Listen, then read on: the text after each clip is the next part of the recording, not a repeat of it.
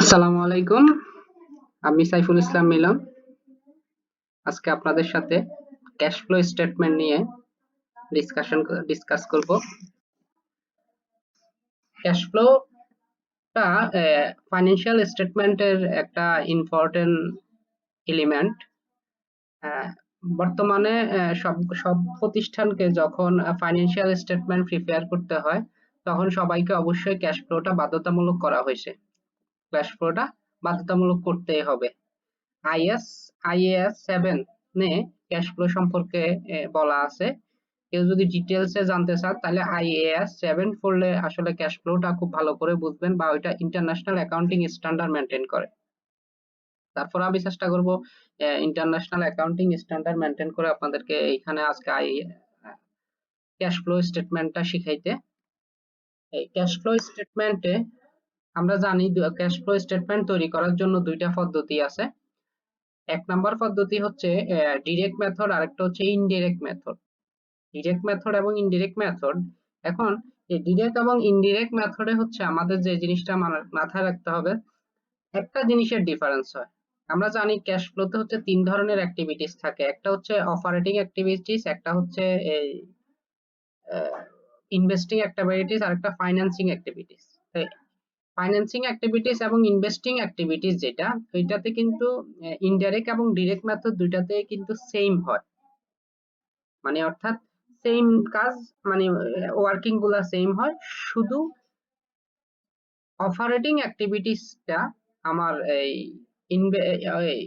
Indirect এবং direct মেথডে ভিন্ন হয়। আজকে আমরা আলোচনা করব ডিরেক্ট মেথড, ইনডাইরেক্ট মেথডটা। ইনডাইরেক্ট মেথডটা আপনাদেরকে দেখাবো, আর প্র্যাকটিক্যাল প্রবলেম পরবর্তী ক্লাসে দিব। আশা করি এই থিওরির সাথে যখন প্র্যাকটিক্যাল প্রবলেমটা আপনারা করবেন, অবশ্যই ক্যাশ ফ্লোটা, যাদের প্রবলেম আছে তারা ক্যাশ ফ্লোটা বুঝে যাবেন। আজকের ক্লাসটা শুরু করি। প্রথমে আমি আসলে আরেকটু বলে রাখি, আমি এখানে বাংলার পাশাপাশি, মানে ইংলিশের পাশাপাশি বাংলাটাও আপনাদেরকে দিয়েছি, শুধুমাত্র জাস্ট জিনিসটা যাতে আপনারা দ্রুত ধরতে পারেন বা বুঝতে পারেন সেই জন্য।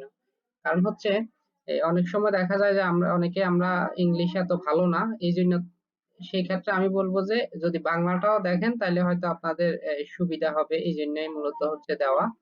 আশা করি এই ক্লাসটা দেখলে অবশ্যই বুঝবেন, না বুঝার কিছু নাই। প্রথমে আমরা বলি বা জানি আমরা তিন ধরনের অ্যাক্টিভিটিস থাকে। তিন ধরনের অ্যাক্টিভিটিস থাকে একটা ক্যাশ ফ্লোর মধ্যে। একটা হচ্ছে অপারেটিং অ্যাক্টিভিটিস, মানে পরিচালন কার্যাবলী। সেকেন্ড হচ্ছে ইনভেস্টিং অ্যাক্টিভিটিস, বিনিয়োগ কার্যাবলী। আর তিন নাম্বার হচ্ছে ফাইন্যান্সিং অ্যাক্টিভিটিস। এখন এই ফাইন্যান্সিং অ্যাক্টিভিটিস যেটা আছে সেটা হচ্ছে ফাইন্যান্সিং এবং ইনভেস্টিং অ্যাক্টিভিটিসটা দোনো পদ্ধতিতে একই হয়। ফাইন্যান্সিং এবং ইনভেস্টিং অ্যাক্টিভিটিসটা দোনো পদ্ধতিতে একই হয়, শুধুমাত্র এই পরিচালন কার্যাবলী বা অপারেটিং অ্যাক্টিভিটিসটা এই পদ্ধতিতে আলাদা হয়। তাহলে পরিচালন কার্যাবলীতে আমাদের কি কি জিনিস আসতে পারে সেটা একটু দেখি। পরিচালন কার্যাবলীতে আমাদের মুখস্থ রাখতে হবে 5 ধরনের জিনিস আসতে পারে। এক নাম্বার হচ্ছে পরিচালন কার্যাবলীতে যেই 5টা জিনিস আছে, এক নাম্বার হচ্ছে নেট মুনাফা। নেট মুনাফা আসবে ফার্স্টেই, মানে নেট ইনকাম, বা বাংলা যেটা আমরা নেট মুনাফা বলি, নেট ইনকামটা আসবে ফার্স্টে। সেকেন্ডে হচ্ছে ডেপ্রিসিয়েশন অথবা অ্যামোর্টাইজেশন যদি থাকে। ডেপ্রিসিয়েশন এবং অ্যামোর্টাইজেশনটা হচ্ছে নন ক্যাশ আইটেম। নন ক্যাশ আইটেম, এই একমাত্র অ্যান্টি নন ক্যাশ আইটেম যেটা আমার এই ক্যাশ ফ্লোর মধ্যে আসে। আমরা ক্যাশ ফ্লোটা হচ্ছে কি, একটা প্রতিষ্ঠানের নগদের আগমন বা বহির্গমন। তাহলে এখন কেউ প্রশ্ন করতে পারেন, এটা তো হচ্ছে নগদের আগমন বা বহির্গমন হলে নন ক্যাশটা কেন আসবে? এই নন ক্যাশ আইটেমটা যদি অ্যাডজাস্ট না, কারণ এটা নিট ইনকামের সাথে, নিট প্রফিটের সাথে এটা অ্যাডজাস্ট করা আছে, এই জন্য এই অ্যান্টিটা আমরা নরমালি দেখেন নেট ইনকাম বের করতে ডেপ্রিসিয়েশনটা আমরা বিয়োগ করি। নরমালি ডেপ্রিসিয়েশনটা বিয়োগ করি, যদি ডেপ্রিসিয়েশন বিয়োগ করি তাহলে আমার নেট মুনাফাটা কমে যাচ্ছে।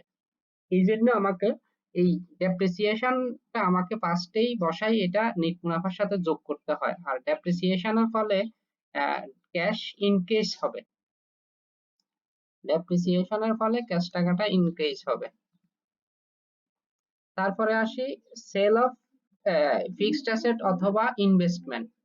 সেল অফ ফিক্সড অ্যাসেট অথবা ইনভেস্টমেন্ট যদি থাকে, মানে কোনো অ্যাসেট সেল করছি অথবা ইনভেস্টমেন্ট সেল করছি, অ্যাসেট সেল করলে অথবা ইনভেস্টমেন্ট সেল করলে আমার একটা প্রফিট হয়। যদি আমি বেশি অথবা কমে বিক্রয় করি, আর অ্যাসেটের প্রফিট লস আর গেইনটা আমি নিচে নিচে ক্যালকুলেশন দেখাইছি, ওইখানের মধ্যে সুন্দর করে দেওয়া আছে। তাহলে আমরা একটু মুখস্থ করবো এখানে কি কি আসে। ফার্স্ট হচ্ছে নেট ইনকাম আসে, ডেপ্রিসিয়েশন আর অ্যামোর্টাইজেশন আসে। 3 নাম্বার হচ্ছে সেল অফ ফিক্সড অ্যাসেট অথবা ইনভেস্টমেন্ট আসে। 4 নাম্বার হচ্ছে কারেন্ট অ্যাসেট আসে। 5 নাম্বার কারেন্ট লাইবিলিটি আসে। তাহলে এই ফার্স্টে নেট ইনকামটা দ্বিতীয় ঘরে বসাবো, অঙ্কের শুরুতে একদম টাকার ঘর দুইটা হয় এই অঙ্কগুলাতে। নেট ইনকামটা দ্বিতীয় ঘরে বসাবো, ডেপ্রিসিয়েশনটা প্রথম ঘরে বসাবো। সেল অফ ফিক্সড অ্যাসেট অথবা investment, sale of fixed asset অথবা ইনভেস্টমেন্ট। অ্যাসেট সেল করে যদি লস হয় তাহলে ক্যাশ ইনক্রিজ হবে, অ্যাসেট সেল করে লস হলে ক্যাশ ইনক্রিজ হবে, কারণ এটা প্রফিটের সাথে বিয়োগ করা ছিল, এই জন্য এটা এখানে ইনক্রিজ মানে হচ্ছে ক্যাশের সাথে এখানে আসি যোগ করে দেখাইতে হবে। আবার যদি গেইন হয়, গেইনটা আমরা নেট প্রফিটের সাথে অ্যাড করছিলাম, যোগ করছিলাম, যেহেতু যোগ করছি সেহেতু এটা এখান থেকে বিয়োগ করে দিতে হবে। তাহলে লস হইলে ক্যাশ ইনক্রিজ হবে, গেইন হইলে ক্যাশ ডিক্রিজ হবে। লসে ক্যাশ ইনক্রিজ আর গেইনে ক্যাশ ডিক্রিজ। তারপরে কারেন্ট অ্যাসেট, যে কোনো কারেন্ট অ্যাসেট যদি ইনক্রিজ হয় ক্যাশটা ডিক্রিজ হবে, কারেন্ট অ্যাসেট ইনক্রিজ হলে ক্যাশ টাকা ডিক্রিজ হবে, আর কারেন্ট অ্যাসেট যদি ডিক্রিজ হয় তাহলে ক্যাশটা ইনক্রিজ হবে। যে কোনো ক্যাশ ইনক্রিজ হইতে হইলে অবশ্যই কারেন্ট অ্যাসেট যদি ডিক্রিজ হয় তখনই আমার ক্যাশটা ইনক্রিজ হবে। তারপর হচ্ছে কারেন্ট লাইবিলিটি, যে কোনো কারেন্ট লাইবিলিটি হচ্ছে সেম, অর্থাৎ কারেন্ট লাইবিলিটি যখন ইনক্রিজ হবে কারেন্ট ক্যাশটা ইনক্রিজ হবে। Current liability increase, cash increase, current liability decrease, cash decrease. তারপরে আসি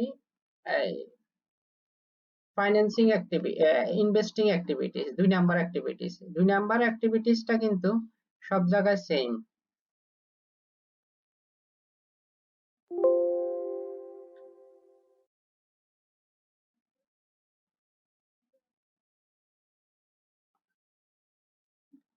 তাহলে ইনভেস্টিং অ্যাক্টিভিটিসে অলওয়েজ দুইটা জিনিস আসতে পারে। ইনভেস্টিং অ্যাক্টিভিটিসে দুইটা জিনিসই আসবে, একটা হচ্ছে যদি আপনার কোনো অ্যাসেট, ফিক্সড অ্যাসেট অথবা ইনভেস্টমেন্ট সেল হয়, সেল অফ ফিক্সড অ্যাসেট অথবা ইনভেস্টমেন্ট, সেটা এখানে ক্যাশ ইনক্রিজ হবে। আমরা এটা নর্মালি জানি, যেহেতু সেলস করছে সেহেতু ক্যাশ টাকাটা ইনক্রিজ হবে। আর পারচেজ, কোনো অ্যাসেট যদি পারচেজ করে, অ্যাসেট অথবা ইনভেস্টমেন্ট যদি পারচেজ করে তাহলে ক্যাশ টাকাটা ডিক্রিজ হবে। এটা হচ্ছে normal sense. Sales of fixed asset, তার মানে আমি অ্যাসেট সেল করছি, ক্যাশ টাকা আসছে সেহেতু ক্যাশ ইনক্রিজ। আর purchase of fixed asset, purchase of fixed asset অথবা ইনভেস্টমেন্ট, ক্যাশ ডিক্রিজ। তারপরে হচ্ছে, তার মানে ইনভেস্টমেন্ট অ্যাক্টিভিটি, ইনভেস্টিং অ্যাক্টিভিটিসে অনলি দুইটা জিনিসই আসবে, অ্যাসেট সেল করলে অথবা পারচেজ করলে। আবার অ্যাসেটের লস আর গেইনটা কিন্তু অপারেটিং অ্যাক্টিভিটিসে আসবে, অর্থায়ন কার্যাবলী এটা, বা ফাইন্যান্সিং অ্যাক্টিভিটিস। তাহলে ফাইন্যান্সিং অ্যাক্টিভিটিসে আমাদেরকে 5টা জিনিস মুখস্থ করতে হবে। ফাইন্যান্সিং অ্যাক্টিভিটিসে প্রথমে যেটা আসবে ক্যাশ ডিভিডেন্ড পেইড। ডিভিডেন্ড কিন্তু দুই ধরনের পে করা হয়, ডিভিডেন্ড দুই ধরনের পে করা হয়। একটা হচ্ছে স্টক ডিভিডেন্ড আর একটা হচ্ছে ক্যাশ ডিভিডেন্ড। স্টক ডিভিডেন্ড কিন্তু ক্যাশ ফ্লোতে আসে না, স্টক ডিভিডেন্ড ক্যাশ ফ্লোতে আসবে না, কারণ স্টক ডিভিডেন্ডের সাথে ক্যাশের কোনো সম্পর্ক নাই। স্টক ডিভিডেন্ডটা হচ্ছে রিটেন আর্নিং থেকে পেইড করা হয়।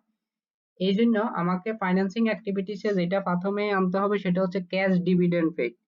ক্যাশ ডিভিডেন্ড যদি কোম্পানি পেড করে কোম্পানির ক্যাশ টাকা ডিক্রিজ হবে অর্থাৎ চলে যাবে, সেহেতু ক্যাশ ডিক্রিজ। তারপরে হচ্ছে share bond issue, share common stock অথবা বন্ড ইস্যু। শেয়ার অথবা common stock, share common stock যদি বন্ড ইস্যু করা হয়, তাহলে ইস্যু করা হইলে ক্যাশ টাকা চলে কোম্পানি ইস্যু, মানে এখানে মূলত ইস্যু বলতে এখানে বোঝানো হয়েছে বিক্রয় করছে। শেয়ার কমন স্টক অথবা বন্ড যদি আমি ইস্যু করি তাহলে কোম্পানির ক্যাশ টাকা বৃদ্ধি পাবে, ইনক্রিজ হবে। যেহেতু এগুলা যদি থাকে তাহলে আমার বুঝে নিতে হবে ক্যাশ টাকা ইনক্রিজ। তারপরে হচ্ছে বন্ড অথবা ঋণপত্র পরিশোধ। আপনি যখন কমন শেয়ার বন্ড অথবা ঋণ নিবেন, বন্ড অথবা ঋণ নিবেন তখন এই ঋণগুলো একটা নির্দিষ্ট সময় পর তো অবশ্যই পরিশোধ করতে হবে। যেহেতু পরিশোধ করতে হবে সেহেতু আমার ক্যাশ টাকাটা চলে যাবে, কোম্পানির কাছ থেকে ক্যাশ টাকাটা চলে যাবে, সেহেতু ক্যাশ টাকা ডিক্রিজ হবে। তার মানে বন্ড পেইড অথবা যদি রিডিমশন, রিডিমশন শব্দের অর্থ হচ্ছে পরিশোধ করা। বন্ডের ক্ষেত্রে পেইড না লিখে রিডিমশনটা ইউজ করে, তাহলে ক্যাশ টাকা চলে যাবে। তারপরে আসে যদি এই এই আন্টিগুলো আনকমন আন্টি তাও আনছি, সেটা হচ্ছে ট্রেজারি স্টক। ট্রেজারি স্টক তো সবাই জানি কি জিনিস। কোম্পানি যখন এই কোম্পানি নিজের শেয়ার গুলা রিপারচেজ করে, কোম্পানি যখন নিজের শেয়ার গুলা রিপারচেজ করে তখন এটাকে আমরা ট্রেজারি স্টক বলি। পারচেজ অফ ট্রেজারি শেয়ার যদি আমি যদি ট্রেজারি শেয়ার পারচেজ করি, ট্রেজারি শেয়ার যদি পারচেজ করি, ট্রেজারি শেয়ার যদি পারচেজ করি তাহলে ক্যাশ টাকা আমার চলে যাবে। ট্রেজারি শেয়ার যদি পারচেজ করা হয় তাহলে ক্যাশ টাকা চলে যাবে। ডিক্রিজ একটু মিস হয়েছে। তাহলে ট্রেজারি শেয়ার যদি পারচেজ করা হয় ক্যাশ টাকা চলে যাবে, মানে হচ্ছে কোম্পানির শেয়ার কোম্পানি আবার পারচেজ করছে এই জন্য ক্যাশ টাকা চলে গেছে। আবার এই যে ট্রেজারি স্টক গুলা থাকে এগুলা কোম্পানি আবার কি করে মাঝে মাঝে সেল করে দেয়। কোম্পানি যখন ট্রেজারি স্টকটা সেল করে, ট্রেজারি শেয়ার গুলা সেল করে, তখন কোম্পানির ক্যাশ টাকা ইনক্রিজ হয়। এইভাবে মানে তিনটা যোগ বিয়োগ করার পর একটা অ্যামাউন্ট বের হবে কোম্পানির কত টাকা নেট ইনক্রিজ হয়েছে, কোম্পানির কত টাকা নেট ইনক্রিজ হয়েছে। এই ইনক্রিজের অ্যামাউন্টটা বের করে, অর্থাৎ তিনটা এন্ট্রি যোগ বিয়োগ করে তিনটার অর্থাৎ তিনটা অ্যাক্টিভিটিজ এর অ্যামাউন্ট গুলো আমি যদি যোগ বিয়োগ করি, তিনটা অ্যাক্টিভিটিজ যদি যোগ বিয়োগ করা হয় তাহলে দেখা যাবে যে একটা অ্যামাউন্ট বের হবে। ওই অ্যামাউন্টটাই হচ্ছে হ্রাস না বৃদ্ধি সেটা দেখতে হবে। তাহলে এটা নরমালি অনেক সময় ডিক্রিজ হয় অথবা ইনক্রিজ হয়। এটার সাথে গত বছরের অফিনিংটা যোগ করতে হবে। যদি এটার সাথে গত বছরের অফিনিং বা প্রিভিয়াস ইয়ার ক্যাশ ব্যালেন্সটা যোগ করি তাহলে দেখা যাবে যে আমার ক্লোজিং ব্যালেন্সটা বের হবে। আর ক্লোজিং ক্যাশ ব্যালেন্সটা অলওয়েজ সেম ইয়ার অর্থাৎ প্রেজেন্ট ইয়ারের যে ক্যাশ থাকবে সেটার সাথে মিলে যাবে। আর মিলে যাওয়ার মানে হচ্ছে আমার অঙ্কটা রাইট হয়েছে। আচ্ছা, এইখানে কিছু এন্ট্রি আছে যেগুলো আমরা কনফিউশন হয় সব সময়। অনাদায়ী পাওনা সঞ্চিতি, এটা আমরা আসলে কি হিসাবে বিবেচনা করব? অনাদায়ী পাওনা সঞ্চিতিকে আমাকে কারেন্ট অ্যাসেট হিসাবে বিবেচনা করতে, কারেন্ট লাইবিলিটি হিসাবে বিবেচনা করতে হবে। অনাদায়ী পাওনা সঞ্চিতিকে আমাকে অবশ্যই কারেন্ট লাইবিলিটি হিসাবে বিবেচনা করতে হবে।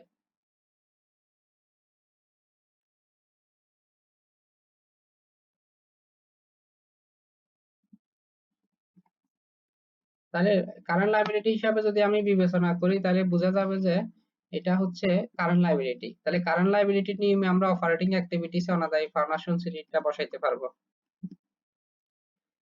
আবার বন্ডের একটা ডিসকাউন্ট থাকে, বন্ডের ডিসকাউন্ট থাকে, তো বন্ডের ডিসকাউন্টটা হচ্ছে আমার কোম্পানির জন্য, এটা আমরা ধরে নিব এটা কারেন্ট অ্যাসেট, আর কারেন্ট অ্যাসেট মানে এটা অপারেটিং অ্যাক্টিভিটিসে পড়বে বন্ডের ডিসকাউন্টটা। আর এখানের মধ্যে যে প্রবলেমটা সবচেয়ে বেশি ফেস করে সেটা হচ্ছে purchase of fixed asset. Asset purchase করলে অনেক সময় দেওয়া থাকে না, এটাকে আমাকে ক্যালকুলেশন করে বের করে নিতে হয়। নরমালি ইকুইপমেন্টের ক্ষেত্রে বা আসবাবপত্রের ক্ষেত্রে বা অন্যান্য ইয়ার ক্ষেত্রে এগুলা বলা থাকে না, সেই ক্ষেত্রে আমাকে এখানে বের করে নিতে হবে। তাহলে কিভাবে বের করতে হবে? আমি যে অ্যাসেট ফিক্সড অ্যাসেটটা পারচেজ করছি কিনা সেটা করার নিয়ম হচ্ছে ক্লোজিং ব্যালেন্স। ক্লোজিং ব্যালেন্স সাথে ফুল ডেপ্রিসিয়েটেড অথবা সেল অফ ফিক্সড অ্যাসেটের কস্ট প্রাইসটা যোগ করব। ক্লোজিং ব্যালেন্সের সাথে ফুল ডেপ্রিসিয়েটেড অথবা সেল অফ ফিক্সড অ্যাসেটের কস্ট প্রাইসটা যোগ করে ওপেনিং ব্যালেন্সটা বিয়োগ করতে হবে। ওপেনিং ব্যালেন্সটা বিয়োগ করতে হবে। তাহলে বিয়োগ করলে আমার যেটা পাওয়া যাবে সেটা হচ্ছে এই ওপেনিং ব্যালেন্সটা বিয়োগ করলে পাওয়া যাবে আমাদের এই পারচেজ অফ ফিক্সড অ্যাসেটের ব্যালেন্সটা।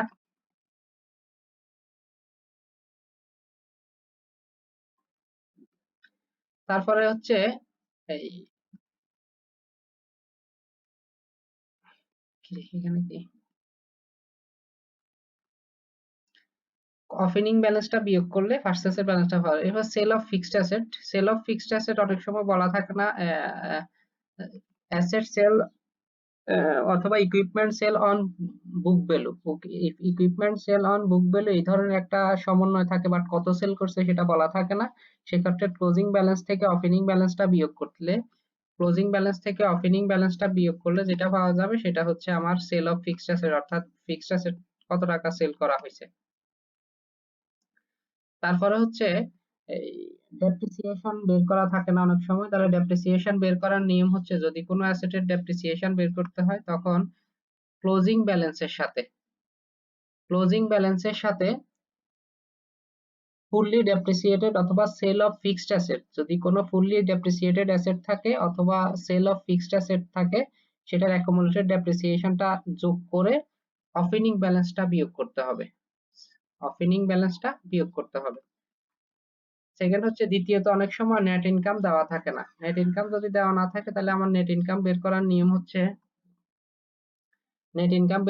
ক্লোজিং রিটেন আর্নিং ব্যালেন্সের সাথে নেট ইনকাম বের করার জন্য closing written earning balance, closing written earning balance